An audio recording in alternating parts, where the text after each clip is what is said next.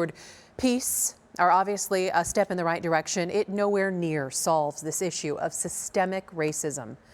That includes long and difficult conversations and a level of understanding some faith leaders feel they're not seeing from the governor. Nicole Grigg live from Wesley Boland Plaza, where church groups will be protesting tonight and also praying later this hour. Nicole? Hi, Katie. There are hundreds of people right now from the churches from around the valley, and they are headed right now towards the Capitol. The roads being shut down here along Van Buren. They plan to pray, they plan to sing, and they plan to praise. Now, although we have not heard from the governor publicly, we're told he is meeting with leaders in the African American community.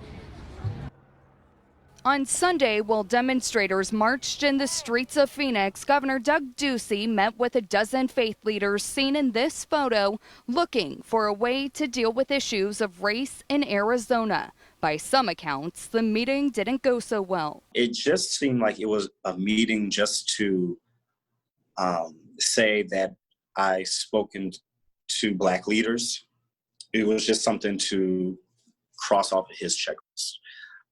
I didn't see any sincerity in it. Pastor Warren Stewart Sr., who organized the meeting on behalf of the governor, told ABC 15 over the phone, quote, "I don't know if the governor understands systemic racism. He suffers from white privilege." I totally agree with Dr. Stewart on that.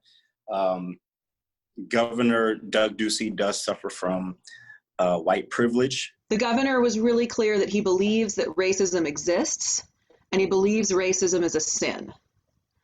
He was not ready to say that racism is systematic or institutionalized. Black Lives Matter!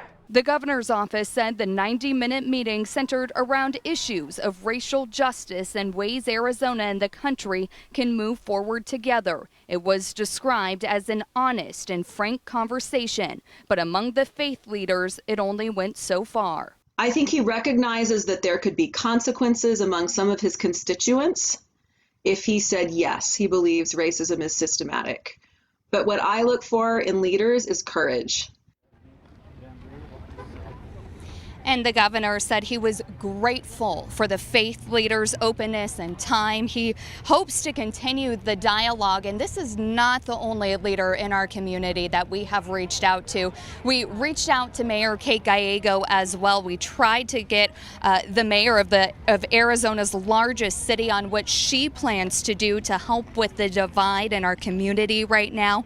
Mayor Kate Gallego would not make herself available, but her office insists she's busy because she's focused on important policy and budget discussions happening right now. They did send a statement from yesterday, and I reminded the office that people do not hear statements. As you can see live right now, this is just hundreds of people from the church community.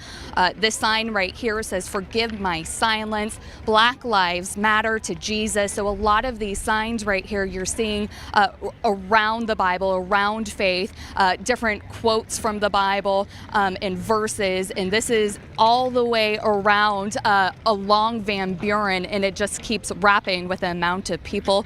So we will be out here with them. They say this is going to be peaceful. They are going to the state capitol, and that's where they plan to stay to have their voices heard. Reporting live in Phoenix, Nicole Grigg, ABC 15, Arizona.